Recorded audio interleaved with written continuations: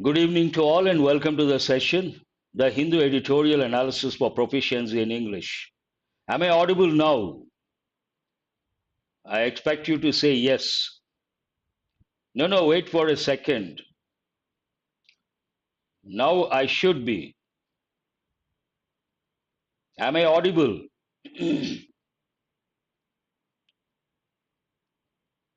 Now, okay. So, good evening to all and welcome to the session, the Hindu Editorial Analysis for Proficiency in English. Let us start the session with a nice quote. Thanks for the feedback. It is not whether you get knocked down, it is whether you get up. You may get knocked down, you may fall, but that doesn't matter. What matters it is whether you get up. Whenever you fall, you have to get up. That is very important. A very useful quote while preparing for competitive exams. Today I had a very hectic schedule. Because of that, I could not bring the exercises. I'm going to start straight with the editorial. And because of the tight schedule, I didn't want to break the regular pattern. So I thought at least I can do the analysis and enrich your knowledge. What is this editorial about? It is about a particular scheme related to traditional workers or craftsmen and artisans.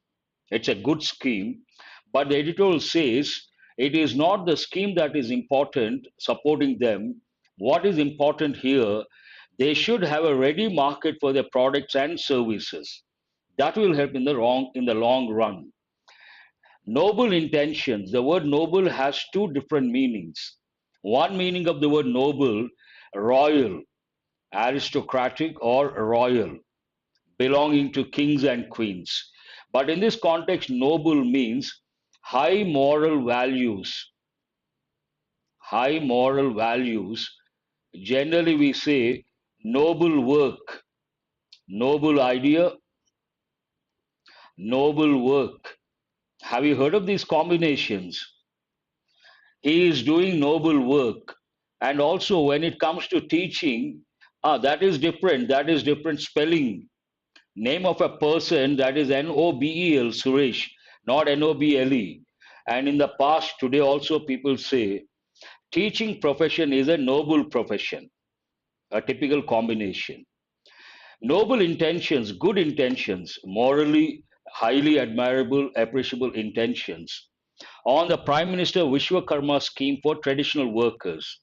It starts with that. But what is the main idea of this editorial?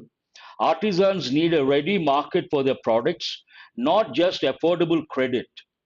Artisans, those who are involved in skilled work, especially using hands, those who make crafts, we use the word artisans. And here, they need a ready market for their products, not just affordable credit. From this, you should understand the scheme is about providing credit to these people. Based on that, the editorial says it is not the affordable credit that they need. What they need is a ready market for their products. There's one word here, affordable. Affordable means to be able to. General meaning I'm telling. To be able to buy something. Imagine you have about 1,000 rupees. A particular product costs about 2,000. Then you say, I can't afford that. It is not affordable for me. One meaning. But another meaning of the word affordable, imagine I represent a particular organization and I'm on stage. I cannot say something against the organization. If I do that, I may lose my reputation. It may not sound good. Then I may say, I can't afford to do something like that, or I can't afford to say something like that. That meaning has nothing to do with the ability to buy something, a different meaning altogether. That's right, affordable price, reasonable price. Now it is about the scheme. The PM Vishwakarma scheme approved by the cabinet on Wednesday to help traditional craftspeople and artisans can provide an economic boost to these professionals.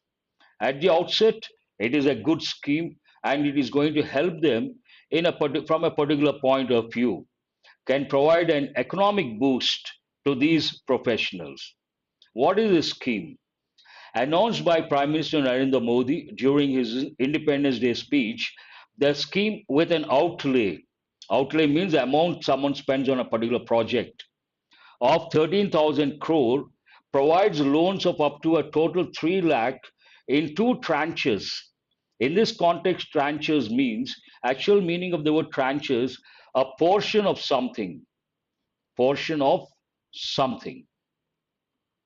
In this context, in two tranches means 3 lakh two times 1.5, 1.5. That's what it means. Provides loans of up to a total of 3 lakh at a concessional interest rate of 5%. That is actual scheme. It covers individuals from 18 trades.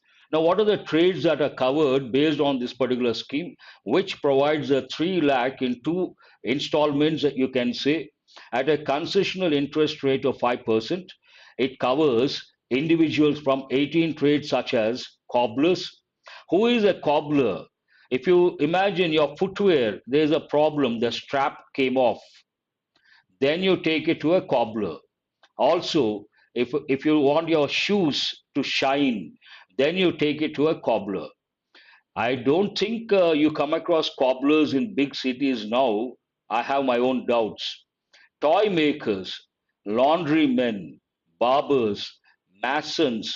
Masons are involved in building construction, and coir weavers from coconut. If you take dry coconut, from that what you get coir, and they make ropes using that coir weavers. So 18 trades, some of the trades listed out here. The government expects about 5 lakh families to be covered in the first year and 30 lakh families to benefit from the scheme over 5 years. Based on this scheme, the government has its own expectations.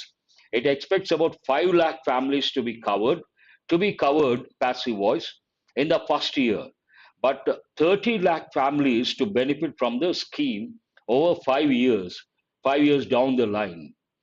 But the scheme can help craftspeople and artisans only to the extent of freeing them from the difficulties they now face in accessing affordable credit from the formal banking system. Only one dimension has been touched. Right now, these artisans or craftspeople, they cannot afford, they don't have access to affordable credit from the formal banking system. But now they don't have that problem because of this particular scheme, to the extent of freeing them from the difficulties they now face in accessing affordable credit from the formal banking system. Because of the scheme, they can access affordable credit from the formal banking system. Contrasting information, however, the support extended to these struggling artisanal communities could come with its own risks in the way of unintended consequences. Here, the editorial opines, though it is a good scheme and it is going to support a few families, the support extended to these struggling artisanal communities could come, means there is a possibility, but the chances are less, with its own risks in the way of unintended consequences. What are those consequences? Not elaborated. The challenges they face are far deeper than just the availability of cheap credit. It talks about the challenges faced by these people. One of the challenges, one of the problems, not having access to affordable credit from formal banking system. But the editorial says the challenges they face, the hardships, the problems they face are far deeper than just the availability of cheap credit. So we have to go deep into the problem, and we have to look at the problem from a different perspective altogether. By far, the biggest of these that the traditional art and craft professional face. So, what is the? They have a lot of problems. One of the problems, access to the availability of cheap credit. Now, because of the scheme, they are not going to have that problem. But they have other problems when you look deep into that. And the major problem, by far, an important expression, the biggest of these that traditional art and craft professionals face is either the lack of patronage. Patron, noun, patronage, also noun. supporting someone, supporting a particular group, then we say, usually financially, we say he is our patron. No patronage per traditional crafts or traditional products. So, what they lack is one patronage for their goods and services in the wider marketplace. That is a bigger problem. Or in the case of other trades, a skewed undervaluation. Skewed has two different meanings. One meaning, it is like changing the direction, change the direction, one meaning. The other meaning, skewed means distorted, distort, distorted, changing the actual image or actual thing. So, skewed undervaluation of their economic output. They don't get what they deserve, financially speaking. Crucially, the lack of access to formal credit may simply be a symptom rather than the cause of the underlying problem these communities face. What is the actual problem? Lack access to lack of affordable credit. But the editorial says, crucially, importantly, the lack of access to formal credit may simply be a symptom rather than the cause of the underlying problem these communities face. Actual problem, what twisted also you can say, very good. What is the underlying problem? They don't have the patronage. Their products do not reach a wider marketplace. That is the underlying problem. And because of that, they have to take the credit and they look for access to affordable credit. So, taking credit is a symptom, not the actual problem. That is a valid point. No government scheme can help these communities in the long run. I use this quite often. If you read the Hindu paper, one editorial, and the headlines, it helps in the long run, unless it helps them overcome the fundamental problem of a lack of economic viability for their output. There is one important expression over here, economic viability. Viability means what? If you know the meaning, you can respond. Feasibility. Whenever, imagine you take a project to a particular bank manager, he goes to the project and he sees whether it is going to be commercially viable or not. There is a typical expression. What is it? Commercially viable. Any project has to be commercially viable. What does it mean, commercially viable? Financially or commercially feasible. Only then you get the loan. If it is not commercially feasible, you don't get the loan. No government scheme can help these communities in the long run unless, an important word, it's a negative word, and usually in the exam they may give the word unless, after that the clause in the negative form. Then it becomes double negative. Double negative, not acceptable. Unless it helps them overcome the fundamental problem of a lack of economic viability for their output. Whatever they make, if it is not economically viable, obviously that is a fundamental problem. And all these schemes are of no use. That's what the editorial says. More seriously, if the scheme fails to open up new markets and simply extends loans to these communities in the name of promoting their welfare, it runs the risk of leaving not only the intended beneficiaries but also their families deeper in debt. Imagine they provide the loan, but they don't work on the fundamental problem. What is the fundamental problem?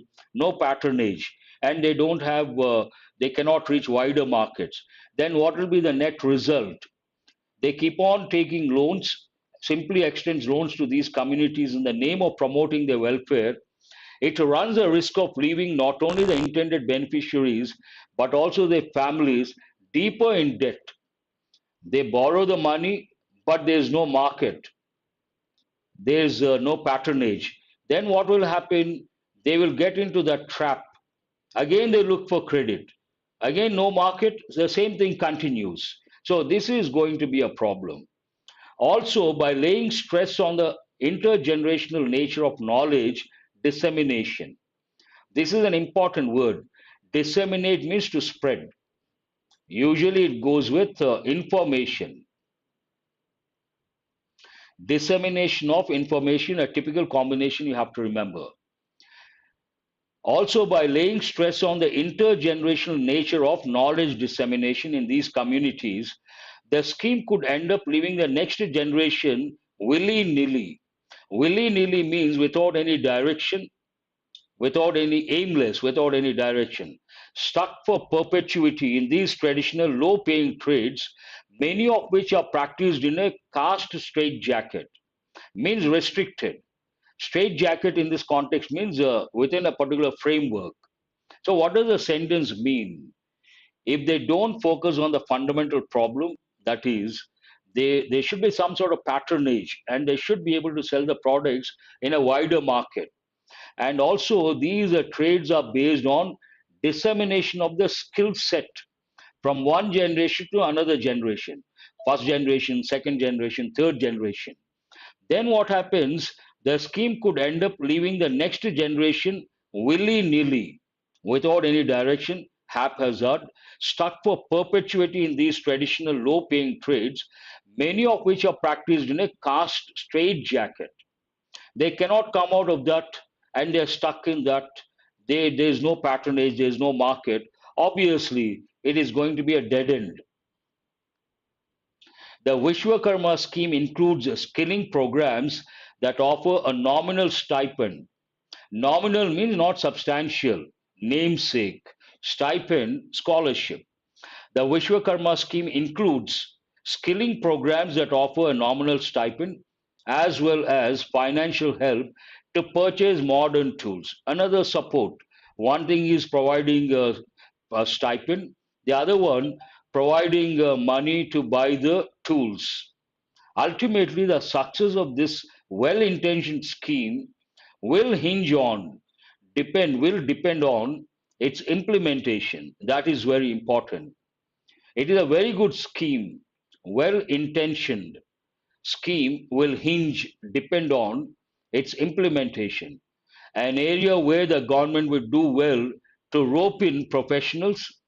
Rope in means to take the help of professionals with the know how.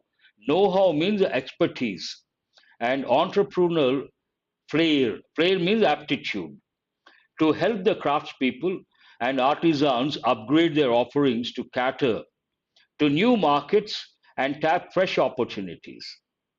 In a nutshell, this editorial says providing affordable credit is a good thing, but that is not the actual problem. It is only a symptom. What is the actual problem? Patronage is a problem, and wider markets a problem. And though they provide the affordable credit, they should focus more on the patronage and they should focus more on wider markets. Only then, whatever they make, their products or services, if market is there, they will survive. If the market is not there for products and services, if they take credit also, it is of no use. And one generation to another generation, they keep taking credit and it becomes a problem, point of no return. That's all about this editorial. Let us go to the questions based on this editorial. What is the main focus of the PM Vishwakarma scheme? Easy to answer. How much financial support does the PM Vishwakarma scheme provide and what interest rate? Easy to. Yeah, that's right. Easy to answer. Which trades does the scheme cover? Actual number 18, but they have listed out a few. And how many families are expected to benefit from it in the first year? All these questions are very easy to answer, but my suggestion, try the answers in your own sentences. That will help in the long run. According to the passage, what are the deeper challenges faced by traditional craftspeople and artisans beyond access to credit? What is the fundamental problem? Lack of patronage. And what is the other problem? Not able to reach wider markets. What is the potential risk, possible risk associated with the scheme if it only focuses on providing loans? It is going to be a dead end. Dead end means what? Point of no return. So that's all about today's editorial. As I said, I had a very tight schedule, and since I didn't want to give a break, I have done this session, and I could not bring the exercises, regular exercises, practice questions. Just go through the editorial, try to improve your comprehension skill. And a few important words are there, they will definitely be useful in the long run. Thanks for being with me till the fag end of the editorial. I will see you guys tomorrow. Thank you very much. And do remember to subscribe.